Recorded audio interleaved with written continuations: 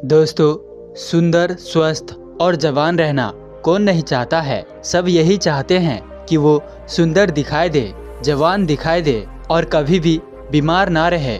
लेकिन आजकल इतना तनाव, इतना डिप्रेशन जीवन में चल रहा है कि 25 वर्ष की युवा भी 50 वर्ष के नज़र आने लगे हैं। तो सोचो, जो 50 वर्ष के हैं उनका क्या हाल हो रहा होगा। दोस्तों, आज मैं आपको ऐसे 4 फलों के बारे में बताऊंगा जो आपको वृद्धावस्था में भी जवान बनाए रखेंगे, ऊर्जावान रखेंगे और स्वस्थ रखेंगे। माँ प्रकृति ने हमें ऐसी चीज उपलब्ध करवाई हैं जिनका सेवन करने से हमें कभी कोई परेशानी हो ही नहीं सकती है। लेकिन अक्सर हम लोग उन चीज़ों का सेवन नहीं करते हैं। स्वस्थ रहने के लिए, जवान दिखने के लिए दवाइयों का इस्तेमाल करते हैं, बाजार में मिलने वाले महंगे महंगे प्रोडक्ट्स का इस्तेमाल करते हैं। लेकिन मैं आपको बता दूं कि ये आपको जवान और स्वस्थ रखने की जगह आपके शरीर में कई बीमारियों को उत्पन्न कर देंगे। इसीलिए अगर आपको जवान रहना है, बीमारियों से दूर रहना है, तो इस कहानी को अंत तक अवश्य सुनना और अपने परिवारजनों के साथ जानकारियाँ साझा जरूर करना। तो आइए शुरू करते हैं। एक बार एक गुरु, जो कि आयुर्वेद के बहुत बड़े ज्ञाता थे, वह एक मार्ग से अपनी कुटिया की ओर जा रहे थे। रास्ते में एक गांव आता है। वो गुरु बहुत दूर से लंबी यात्रा कर रहे थे, तो उन्होंने सोचा कि थोड़ी देर यहाँ पर विश्राम कर लिया जाए। उन गुरु के साथ उनके कुछ शिष्य भी थे। जब जैसे ही वो गुरु एक वृक्ष के नीचे विश्राम करने लगे, तो उन्हें देखकर वहाँ पर कई लोगों की भीड़ जमा हो गई। सभी ने गुरु को प्रणाम किया और उनसे कहा कि आप बहुत ही बड़े आत्मज्ञानी हैं। हमने आपके बारे में कई चर्चाएं सुनी है, कृपया हमें थोड़ा सा ज्ञान प्रदान करें। उन सभी लोगों की बात सुनकर गुरु मुस्कुराए और बोले कि बताओ, आप लोगों को क्या समस्या है। तब उस सभी में से एक बुजुर्ग व्यक्ति उठकर बोला, महाराज, अभी मेरी उम्र 40 साल है, लेकिन मैं कोई भी कार्य नहीं कर पाता हूँ। मुझे बहुत थकान होने लगती है। मेरे पैरों ने जवाब दे दिया है। मैं थोड़ी दूर भी पैदल नहीं चल पाता हूँ। मेरे शरीर में बहुत सारी बीमारियां ने घर कर लिया है। कृपया मुझे मेरी इस समस्या का समाधान बताइए। मैं अपना इलाज बहुत जगह करवा चुका हूँ, लेकिन अभी तक मेरे स्वास्थ्य में कोई सुधार नहीं आया है। अभी तो मेरा जीवन बहुत लंबा है। अगर मैं ऐसे ही अवस्था में रहूंगा तो मैं बहुत जल्दी ही मृत्यु को प्राप्त हो जाऊंगा। इतने में ही एक 25 वर्ष का युवा खड़ा होता है, लेकिन दिखने में तो वो 50 वर्ष का नजर आ रहा था। उसने भी गुरु को प्रणाम किया और कहा, महाराज, मैं अभी 25 वर्ष का ही हूँ, लेकिन अपनी उम्र से बहुत अधिक का दिखाई पड़ता हूँ। मेरे चेहरे पर झुर्रियाँ पड़ गई है। मेरे शरीर में ऊर्जा बिल्कुल खत्म हो चुकी है। मैं थोड़ा सा काम करने पर बहुत ज़्यादा थक जाता हूँ। मुझे बहुत आलस आता है। किसी भी काम में मेरा मन नहीं लगता है और मैं हमेशा ही थका थका महसूस करता हूँ। कृपया आप हमें ऐसा कोई आसान सा उपाय बताएं जिससे हमारे पैसे भी अधिक खर्च न हो और हमारा स्वास्थ्य भी बिल्कुल ठीक हो जाए। सभा में मौजूद सभी लोगों की समस्याएं सुनकर गुरु मुस्कुराते हैं। इसके बाद गुरु बताना शुरू करते हैं, आप सभी की समस्याओं का समाधान मेरे पास है। आपके ज़्यादा पैसे भी खर्च नहीं होंगे और ये चीज़ें आपको नुकसान भी नहीं करेगी। गुरु की बात सुन वहाँ पर मौजूद सभी लोग खुश हो जाते हैं और गुरु से पूछते हैं, तो कृपया आप हमें बताएं। फिर गुरु उन सभी लोग से कहते हैं कि आज मैं आपको 4 ऐसे फलों के बारे में बताने वाला हूँ जो हर एक इंसान को जरूर खाने चाहिए, खासकर जिनकी उम्र 50 के पार हो चुकी है, क्योंकि इन फलों का रोजाना सेवन करने से आपको स्वास्थ्य से संबंधित कोई परेशानी नहीं होगी, आपको कोई बीमारी नहीं होगी और आप हमेशा जवान, स्वस्थ और तंदुरुस्त रहेंगे। फिर गुरुजी उन सभी से कहते हैं कि वो 4 फल है, पपीता, किशमिश, नींबू और सेब। फिर गुरु उन सभी से कहते हैं, अब आपको ये लग रहा होगा कि आपके लिए ये फल इतने जरूरी कैसे हैं, इन्हें खाने से आपको लाभ प्राप्त कैसे होता है। तो इसके बारे में मैं आपको विस्तार में बताता हूँ। साथ ही साथ मैं आपको ये भी बताऊंगा कि किन लोगों को ये फल नहीं खाने चाहिए। फिर गुरु उन सभी सभा को संबोधित करते हुए कहते हैं, ये फल आपकी सेहत के लिए बहुत ही अच्छे हैं। सबसे पहले हम बात करते हैं पपीता के बारे में। ये 50 की उम्र के लोगों के लिए जीवनदायिनी बूटी है। पपीता एक प्राकृतिक अनमोल उपहार है। पपीता विटामिन, मिनरल, फाइबर से भरपूर होता है। इसमें विटामिन सी, विटामिन ए और कई ऐसे तत्व पाए जाते हैं। अब आप ये समझो कि ये 50 वर्ष की उम्र के बाद हमारे लिए सबसे महत्वपूर्ण कैसे हैं। सबसे पहले तो ये हमारे पाचन तंत्र को मजबूत करते हैं, क्योंकि जैसे जैसे हमारी उम्र बढ़ती है वैसे वैसे हमारा पाचन तंत्र जो है वो कमजोर पड़ने लगता है। यहाँ पर पपीता के अंदर जो एंजाइम पाया जाता है जिसका नाम है पपाइड, ये एंजाइम पाचन तंत्र को मजबूत करता है, जिससे शरीर खाने में मौजूद न्यूट्रिएंट्स को आसानी से एब्जॉर्ब कर पाता है।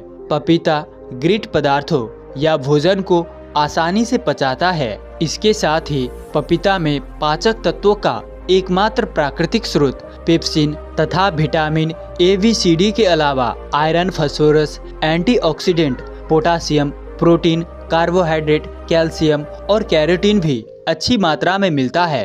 अतः बार बार सर्दी में खांसी से ग्रस्त व्यक्तियों के लिए पपीते का नियमित सेवन काफी लाभदायक होता है, क्योंकि इसमें आपका इम्यून सिस्टम भी मजबूत होता है। आपको पता है कि जैसे जैसे हमारी उम्र बढ़ती है वैसे वैसे इम्यूनिटी प्राकृतिक रूप से कमजोर होने लगती है।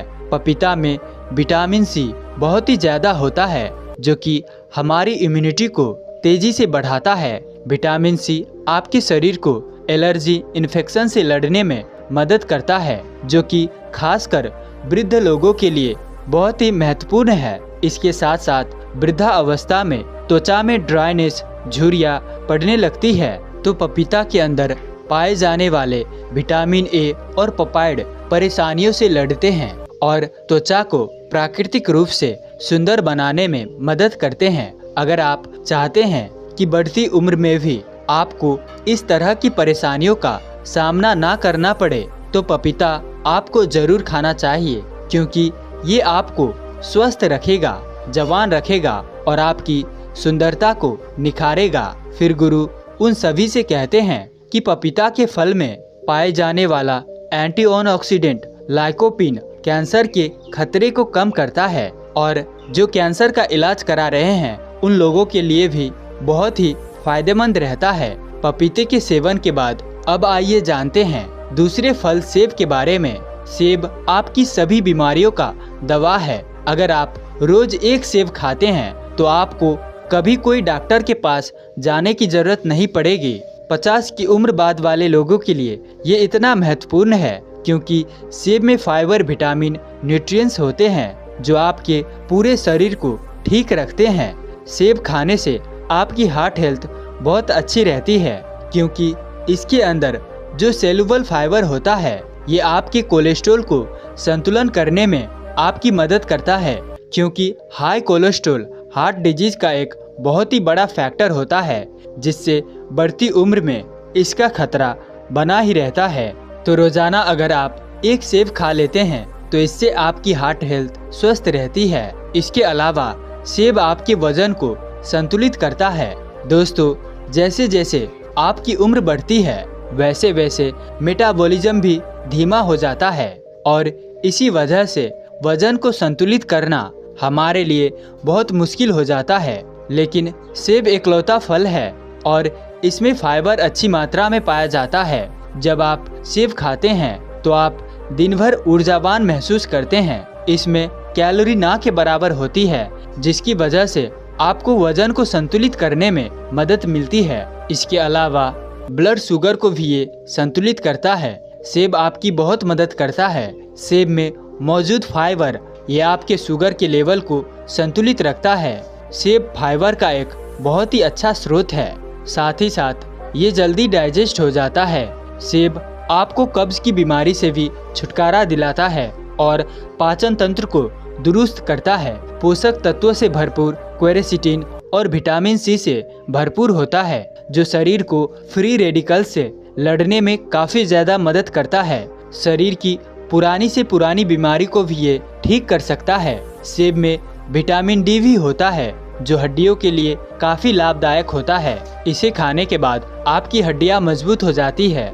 सेब खाने से डायबिटीज कंट्रोल में आता है। इसमें फाइबर और एंटीऑक्सीडेंट भरपूर मात्रा में होते हैं। डायबिटीज के मरीजों के लिए सेब काफ़ी ज़्यादा लाभदायक होता है और ये बालों के लिए भी बहुत अच्छा होता है। सेब में पाए जाने वाले विटामिन सी हेल्दी कोलेस्ट्रॉल को शरीर में बढ़ावा देता है और इसे स्किन की इलास्टिसिटी और ओवरऑल हेल्थ के लिए काफ़ी ज़्यादा अच्छा माना जाता है। एक छोटी सी सेब की बहुत ज़्यादा फ़ायदे हैं। अगर आप 50 साल के हैं या फिर उससे भी ज़्यादा के हैं या फिर 50 साल से कम के हैं और आप चाहते हैं आपका बुढ़ापा अच्छे से गुजरे और आपको कोई भी बीमारी ना हो, आप जवान और स्वस्थ नजर आए, तो आपको एक सेब रोजाना जरूर खानी चाहिए।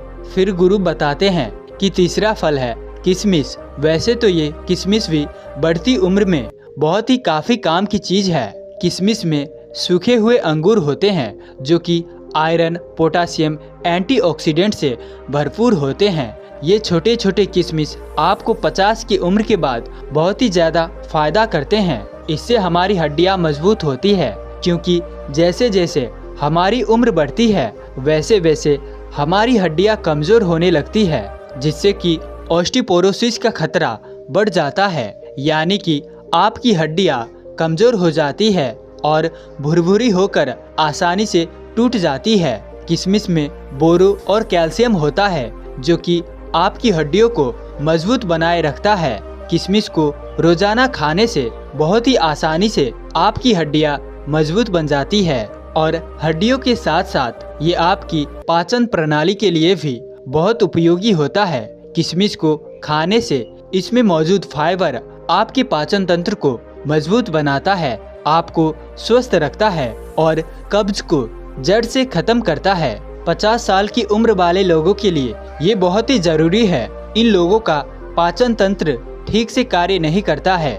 जिन लोगों का पाचन तंत्र ठीक से कार्य नहीं करता है उनको कब्ज की समस्या हो जाती है। ऐसे में किशमिश खाने से उनकी कब्ज की समस्या जो है वो बिल्कुल खत्म हो जाती है। किशमिश में प्राकृतिक शुगर पाया जाता है जो कि आपके शरीर को ऊर्जा प्रदान करता है। जैसे जैसे आपकी उम्र बढ़ती है तो आपके ऊर्जा की जो शक्ति है वो भी कम हो जाती है। इसीलिए अगर आप रोजाना किशमिश खा लेते हैं तो आपकी ताकत बनी रहेगी, रोजाना आप ऊर्जावान महसूस करेंगे। लेकिन एक बात आप विशेष ध्यान रखें कि अगर आपको डायबिटीज है तो ऐसे में आपको किशमिश का प्रयोग अपने डॉक्टर के परामर्श पर ही करना होगा, क्योंकि किशमिश में प्राकृतिक शुगर होती है और ये बहुत ही तेजी से आपके खून में घुल जाती है। अगर आप किशमिश खाएंगे और अगर आपकी ब्लड शुगर बढ़ी हुई है तो ऐसे में आपको परेशानी हो सकती है। जब आप किशमिश को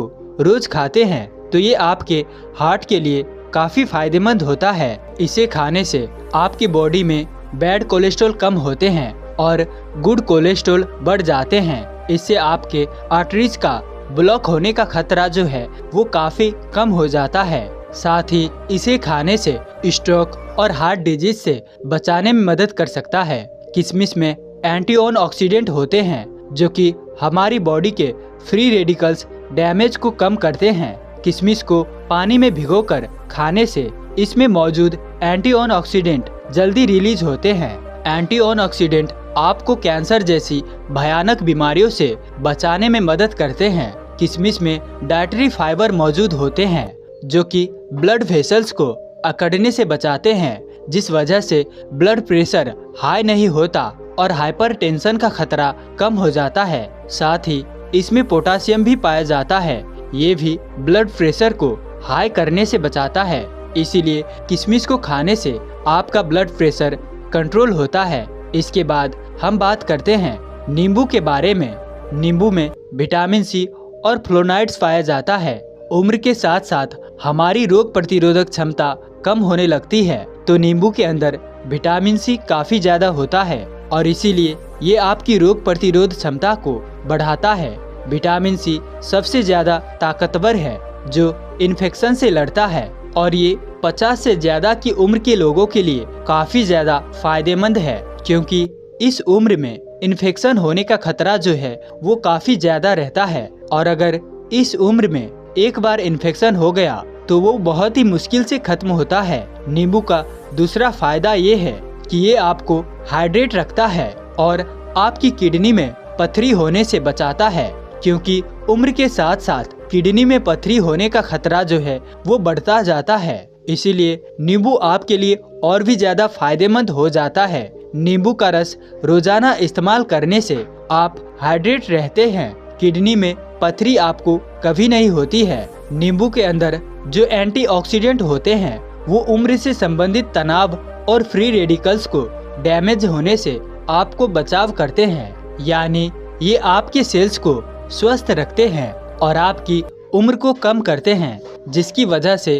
उम्र बढ़ने के साथ साथ जो शरीर में कमियां आने लगती है वो बिल्कुल खत्म हो जाती है। लोग उम्र से पहले ही वृद्ध दिखाई पड़ने लगते हैं, तो वो लोग अगर रोजाना नींबू पानी का इस्तेमाल करेंगे तो उनकी उम्र कम दिखाई पड़ेगी, क्योंकि रोजाना नींबू पानी पीने से आपकी त्वचा में निखार आता है, झुर्रियां कम होने लगती है, जिससे आपकी उम्र कम दिखाई देती है और आप अधिक उम्र में भी जवान दिखाई पड़ते हैं। इसीलिए आपको रोजाना इन 4 फलों का सेवन आपको सीमित मात्रा में ही करना चाहिए, ना तो ज्यादा और ना ही कम। जब आप इन 4 फलों का सेवन करेंगे तो आपको उनके बहुत ही चमत्कारिक परिवर्तन स्वयं नजर में आने लगेंगे।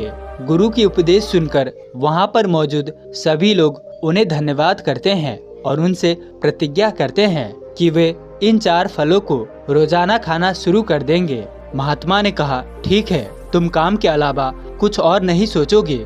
दूसरी शर्त है, मुझे इस बारे में कोई सवाल नहीं करोगे।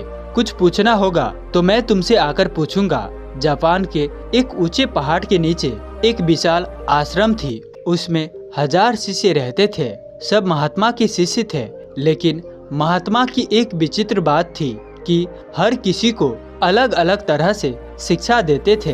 किसी को अकेले में ध्यान करने के लिए कहते थे, तो किसी को मौन रहने के लिए, किसी को एक ही किताब बार बार पढ़ने के लिए, तो किसी को एक ही काम बार बार करने के लिए कहते थे।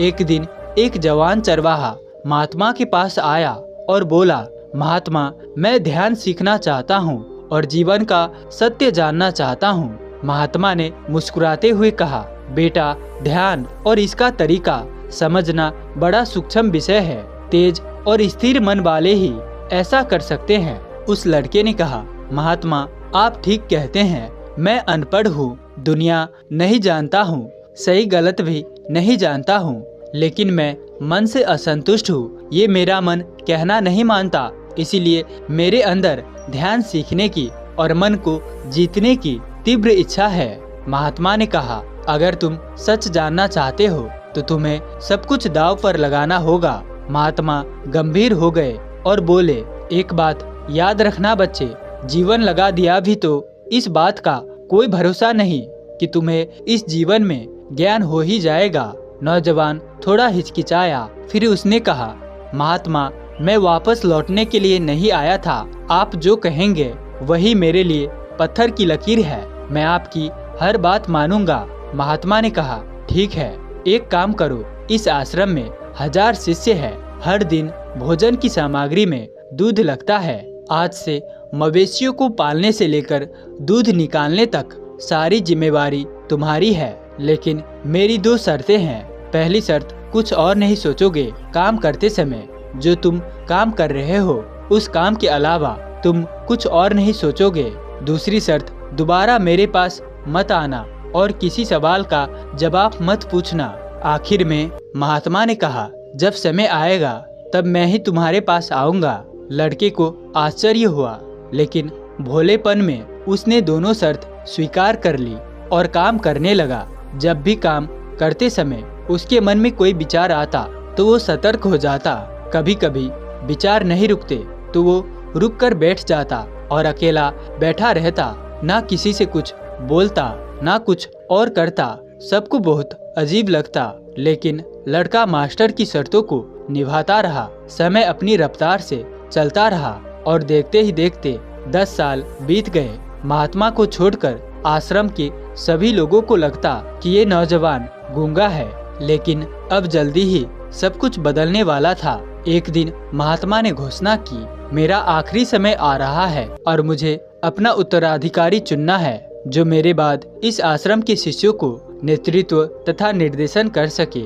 इसीलिए मेरा कोई भी शिष्य जिसे लगता है कि मैंने ध्यान को जान लिया है, वो अपनी जीवन की सीख एक कागज पर 2 पंक्तियों में लिखे और इसी पेटी में डाल दे। जो ध्यान के सार को 2 पंक्तियों में लिखेगा वही इस आश्रम का उत्तराधिकारी होगा। इस घोषणा के बाद शिष्य आपस में विचार विमर्श करने लगे। महात्मा की आखिरी अंतिम शिक्षा क्या है, ये चर्चा भी होने लगी कि महात्मा ने जो सिखाया है उसे 2 लाइन में कैसे लिखे। ऐसी कौन सी 2 लाइन्स लिखे जिसमें पूरे ध्यान और तत्व का सार हो और वो सबसे बेहतर भी हो। ये सारी चर्चाएं चलती रही। कई शिष्यों ने पर्चियां डाली। 2 दिन बाद महात्मा एक एक करके सभी पर्ची को वापस करने लगे, क्योंकि किसी ने भी सही जवाब नहीं दिया था। आखिर में एक पर्ची थी जिस पर लिखा था कि मन दर्पण है, विचार धूल है, दर्पण साफ रखो, यही ध्यान है। ये पढ़कर मास्टर ने सबसे मेधावी शिष्य को बुलाया और उससे कहा, मैं जानता हूँ कि ये तुमने लिखा है, लेकिन ये भी सच नहीं है। महात्मा की बातें सुनकर सब हैरान रह गए और सब ने पूछा, फिर सच क्या है? महात्मा ने कहा, चलो मेरे साथ, एक शिष्य है जो जवाब दे सकता है। आश्रम के 1000 भिक्षु महात्मा के पीछे चल पड़े। सब चलते हुए उसी भिक्षु के पास पहुँचे जो मवेशियों को घास खिला रहा था। महात्मा ने चरवाहे से पूछा, बताओ तुम्हारे हिसाब से सत्य क्या है? मैंने तुम्हें 10 सालों में क्या सिखाया है? सब भिक्षुओं को बहुत आश्चर्य हुआ, क्योंकि सब उसे अनपढ़ और गवार समझते थे। आज तक किसी ने उसे ध्यान करते या कुछ पढ़ते हुए नहीं देखा था। चरवाहे ने बोला, महात्मा, मैं ज्यादा कुछ नहीं समझता, लेकिन जो अनुभव मैंने जाना है वो ये है, ना मन का दर्पण है, ना विचारों की धूल है। जो ये जान गया वो उस रोशनी को पा गया। महात्मा ने पूछा, ये तुमने कैसे जाना? ना तो तुमने कोई विषय अध्ययन किया, ना ही तुमने कोई विशेष अभ्यास किया, फिर तुमने इस ज्ञान को कैसे प्राप्त किया? चरवाहे ने कहा, 10 साल पहले आपने मेरे सामने शर्त रखी थी कि जब काम करना तो उसको छोड़कर कुछ और मत सोचना। शुरू में मैंने प्रयास किया तो मुझसे काम नहीं होता था, क्योंकि ना चाहते हुए भी बहुत सारे विचार आते थे। मन में कई प्रकार के सवाल उठते थे। कई बार वेग इतना बढ़ जाता था, मैं विचारों को नजरअंदाज नहीं कर पाता तो मैं रुककर बैठ जाता और विचारों के जाने का इंतजार करता। लेकिन इंतजार करने से मन शांत नहीं होता, तो फिर मैं विचारों के बारे में ही सोचने लगा। विचार क्या है, कहाँ से आते हैं? मैंने इन्हें देखना शुरू कर दिया कि ये विचार क्यों आते हैं और आकर कहाँ चले जाते हैं। जैसे ही मैंने अपने विचारों को पूर्ण ईमानदारी से देखना शुरू किया, जैसे ही मैंने अपने विचारों में उत्सुकता लेना शुरू किया, वैसे ही धीरे धीरे मेरा मन शांत रहने लगा। जब भी मुझे विचार आते तो मैं सतर्क हो जाता, विचारों को देखता। विचार जल्दी ही खत्म हो जाते और मैं काम पर वापस लौट आता। फिर एक दिन ऐसा समय आया जहां मेरे सारे विचार शून्य हो गए और मैं कई समय तक इसी विचार शून्य स्थिति में, इसी आनंद में बना रहा और यही मुझे सारा ज्ञान प्राप्त हुआ। शिष्य की बातें सुनकर महात्मा बहुत खुश हुए। तभी चरवाहे ने कहा, लेकिन इससे भी ज्यादा महत्वपूर्ण आपकी दूसरी शर्त थी कि आपने मुझे सवाल पूछने से मना कर दिया। अगर ये शर्त ना होती तो मुश्किल आने पर मैं इस अभ्यास को छोड़ देता और कुछ और जानने की या कुछ और करने की कोशिश करता और मन के जाल में फंसा रहता। मैंने कभी ये जाना ही नहीं कि अपने अभ्यास पर डाउट करना केवल एक विचार है, दूसरा सॉल्यूशन भी ढूंढना मन का ही विचार है। ये भी आएगा और चला जाएगा। आपकी दूसरी शर्त ने मुझे पहली शर्त पर टिकाए रखा। जब मैंने दृढ़ निश्चय किया कि मुझे मात्र यही काम करना है, तो मन दोबारा फिर मुझ पर हावी नहीं हो पाया। चरवाहे ने अपनी कहानी खत्म की। महात्मा शांति से सबके चेहरे देखते रहे। जिन्हें कुछ समझ आया उन्होंने चरवाहे को नमस्कार किया। जिन्हें कुछ समझ नहीं आया उन्होंने भी नकली नमस्कार किया और सब अपने कमरों में चले गए। दिन खत्म हुआ, आधी रात हुई। महात्मा ने चरवाहे को जगाया और गंभीर स्वर में कहा, बेटे ये लो मेरी छड़ी और मेरे शॉल। ये प्रतीक है कि तुम ही मेरे सच्चे उत्तराधिकारी हो, परंतु तुम अभी के अभी आश्रम छोड़कर चले जाओ, क्योंकि इस आश्रम में बहुत सारे विद्वान भिक्षु हैं जो खुद को तुमसे श्रेष्ठ मानते हैं और मेरे जाने के बाद वो तुम्हें शांति से जीने नहीं देंगे, क्योंकि वो इस बात को बर्दाश्त नहीं कर पाएंगे कि वे अभी तक मन के जाल में फंसे हुए हैं। और एक साधारण सा चरवाहा केवल 2 शर्तों को मानकर आत्मज्ञान को पा गया। चरवाहे ने गुरु को प्रणाम किया और पैर छुए और रात ही रात वहां से निकल गया। दोस्तों, इस कहानी की पाठ ये है, जैसे प्रकाश की अनुपस्थिति को अंधेरा कहते हैं, यानी अंधेरे का अपना कोई अस्तित्व नहीं है, वैसे ही मन का अपना कोई अस्तित्व नहीं है। हम ध्यान के ना होने को, प्रेजेंट में ना रहने को मन कहते हैं, यानी प्रेजेंट मोमेंट में ना रहना ही मन है। प्रेजेंट मोमेंट में ना रहना ही विचार है। मन के विचार कैसे शांत होंगे? मन को इग्नोर मत करो। अगर आप विचार को इग्नोर करोगे, इनके खत्म होने का इंतजार करोगे या इन्हें दबाने की कोशिश करोगे, तो विचार कभी खत्म होगी ही नहीं, क्योंकि कोशिश और इंतजार दोनों आपको प्रेजेंट मोमेंट से दूर ले जाता है। इसीलिए जो कुछ प्रकट हो रहा है मन शांति विचार से, उसे देखना ही ध्यान है। जैसे ही आप प्रेजेंट मोमेंट में आते हैं, वैसे ही मन का वेग शांत होने लगता है। अगली बात, मन की ताकत एकाग्रता में है और केवल ताकतवर मन ही शांत हो सकता है और शांत मन ही प्रेजेंट मोमेंट में रह सकता है। इसीलिए नई नई चीजें सीखने की बजाय एकाग्रता से अभ्यास करना सीखो। जिस इंसान के पास कंसंट्रेशन नहीं होता, उसका मन डाउट्स और चिंता से विचलित होता रहता है। डाउट्स क्या होते हैं? जितने डाउट्स हमें आते हैं, जितनी शिकायतें होती है, वो भी बस विचार ही है जो हमें प्रेजेंट मोमेंट में डिस्ट्रैक्ट करते हैं। इसीलिए अभ्यास का दृढ़ निश्चय करो। हर हाल में अभ्यास पर टिके रहो। एकाग्रता विकसित करो। एकाग्र होकर उचित काम करना ही ध्यान है। जो ऐसे दृढ़ निश्चय से जीता है, उसे मन के ऊपर जीत मिलकर ही रहती है। तो दोस्तों, उम्मीद है कि आपको ये कहानी पसंद आई होगी। तो इसीलिए हमें सपोर्ट करने के लिए वीडियो को लाइक और चैनल को सब्सक्राइब जरूर कर देना।